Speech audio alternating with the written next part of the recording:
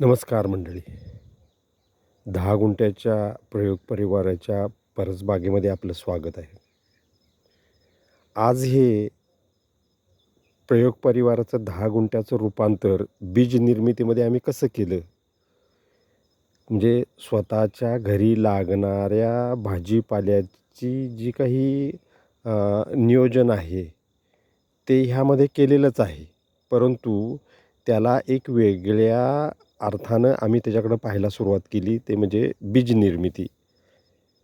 आम्हाला जे काही हवं आहे, ते आम्ही ह्यातनं मिळवतोयच. पण त्याबरोबर उद्यासाठी जे आम्हाला हवं आहे, त्याची सुरुवात ज्या बीपासून होते, त्याचीसुद्धा निर्मिती आम्ही इथं करतोय. तर ह्याचं दोन्ही बाजू आपण पाहणार आहोत. पहिल्यांदा आम्ही जिथं 10 गुंठ्याचा प्रयोग सुरू केला, ही समोर जी आंबा बाग दिसतीये, त्याच्यामध्ये तो 10 गुंठ्याचा प्रयोग सुरू केला.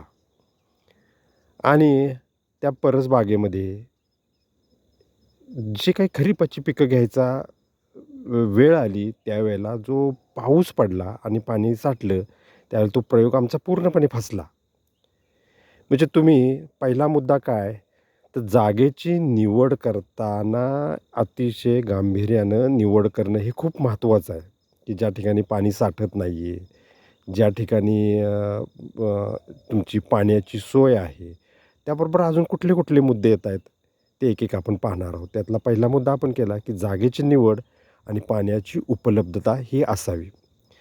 आता हा प्रयोग जी महिला किंवा जो पुरुष हे करणार आहे बीज निर्मितीसाठी, तर ह्याच्यामध्ये त्याला पूर्णपणे अधिकार ह्या 4, 5, 6 गुंठे किंवा 1 गुंठ्यामध्ये जिथं तुम्ही बीज निर्मिती आणि घरचा भाजीपाला तुम्ही करणार आहे, त्याचं पूर्ण नियोजन करण्याच्या दृष्टीनं त्याला पूर्ण स्वातंत्र्य तिथं हवं आहे. तर हे सगळं जे उभं आहे ते कसं केलं आणि त्याच्यामधले महत्त्वाचे कुठले-कुठले मुद्दे आहेत, की त्यामध्ये सजीव कुंपण असावं, स्वतःचं बी कशाकरता, मग अगदी एकदल, द्विदल, वेलवर्गीय सगळ्या ज्या गोष्टी आहेत, फुलं आहेत, सगळं आहेत. याचं नियोजन कसं केलं, ते आपल्याला ह्या प्रत्यक्ष करणाऱ्या स्वामी मॅडम समजून सांगतील. धन्यवाद मॅडम. नमस्कार. आज आपण जी 10 गुंठ्याची जी आखणी आहे ते आपण इथं पाहणार आहोत की कशा पद्धतीनं ह्याची निवड केलेली आहे. तर पहिली गोष्ट अशी की जे तुम्ही तुमच्या कुटुंबासाठी किंवा तुमची आवड जे तुम्हाला खायचं आहे ते तुम्ही ह्याच्यात लावून तुम्ही खाल आणि त्याची बीज निर्मिती कराल. अशा पद्धतीनं आपण ह्या 10 गुंठ्याची आखणी करायची आहे. तसंच सुरुवातीला आपण हे असं सगळं फेन्सिंग दिसतंय तुम्हाला. म्हणजे शेवगा आहे, तुतू आहे, हे सीताफळ आहे, हे असं फेन्सिंग घेतलेलं आहे.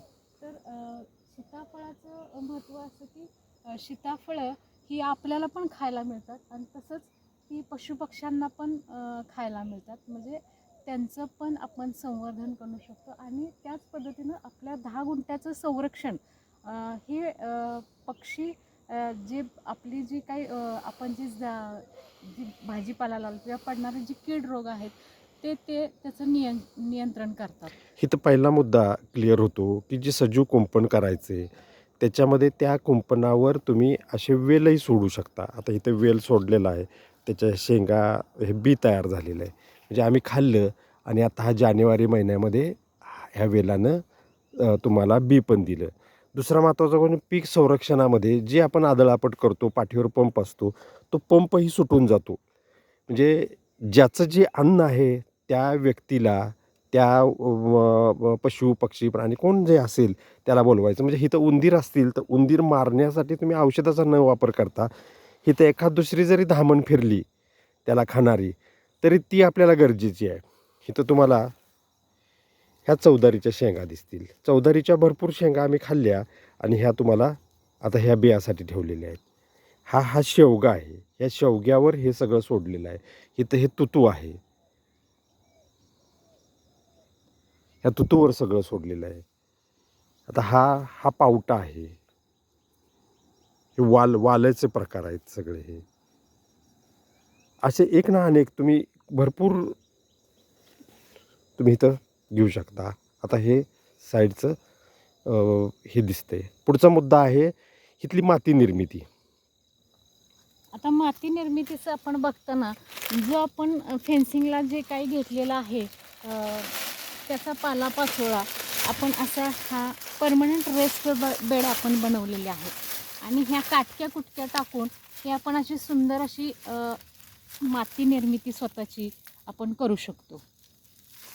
आता ह्याच्यावरच काही आधार न देता हे चेरी टॅमॅटो लावलेले आहेत. हे तुम्ही चेरी टॅमॅटो पाहताय प्रत्यक्ष.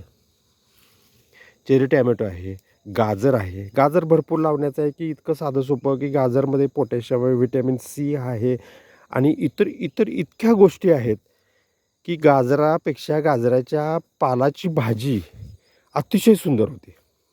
आता त्याचबरोबर इथं आपण सगळे जे कंदवर्गीय आहेत ते आपण इथं घेतलेले आहेत. आता उदाहरणार्थ सांगायचं झालं तर हा कांदा दिसतो, हा गोटा कांदा आपण बियाण्यासाठी आपण हा लावलेला दिसतोय. हा सगळा बियाण्यासाठी गोटा कांदा इथून तिथून घेतलेला आहे. त्याचबरोबर लसूण आहे. मी घरी खाण्यासाठी कांद्याचं बी इथं टाकलेलं आहे. ही कांद्याची छोटी छोटी रोपं दिसत आहेत. हे कांद्याचं बी घरी खाण्यासाठी. त्याच्यातच आपण सुंदरपैकी शेपू घेतो, गाजर घेतो, आंबाडी आहे, त्याचबरोबर एरंड आहे, शेवग्याचे काही प्रकार आहेत आणि बडीशेप लावलेली आहे, ही जिपरी ज्वारी आहे, म्हणजे अशी लेट्यूस आहे, अशी आंबट चुका आहे, अशी भरपूर विविधता आपण ह्याच्यामध्ये आपल्याला खाण्यासाठी घेऊ शकतो. तर मला असं सांगावंसं वाटतं की जेव्हा आपण ही सगळी जी आखणी करतोय किंवा 10 गुंठ्याचा जो आपण आपली प्रयोगशाळा आहे त्याच्यामध्ये आपण आपल्या कुटुंबाचा तर महत्त्वाचा पहिला विचार करायचाच आहे, पण त्याचबरोबर आपल्याला लागणारं सततचं जे बी आहे ते आपण ह्या 10 गुंठ्यामध्ये आपण खाऊन निवड पद्धतीनं आपण बियाण्याची निर्मिती करून साठवणूक करून परत आपण त्या पद्धतीनं पुढच्या वर्षीसाठी आपण ते लावू शकतो. आपल्याला बी पण हवं आहे आणि सगळ्या गोष्टी हव्या आहेत.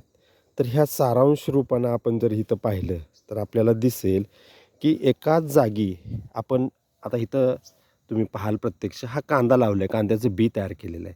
साईडला हे लेट्यूस आहे, त्याच्यातच ही तुम्हाला ही आंबाडी दिसते, हा आंबट चुका दिसतोय, हे साईडला गाजर दिसते, पालकाचे काही मोड आहेत, चवळी आहे, गाजर आहे. असं जेवढं मिश्र करता येईल, लांब लांब मका लावलेला आहे, ज्वारीचे काही ताटं आहेत, फुल्यासाठी कर्दळी आहे, ही मोहरी आहे. अशा तुम्हाला विविध प्रकारच्या भाजीपाला घेणं, आहारात त्याचा उपयोग करणं आणि त्याचबरोबर त्याची बी निर्मिती करणं, हा सगळा ह्या परसबागेचा हा मूळ उद्देश आहे.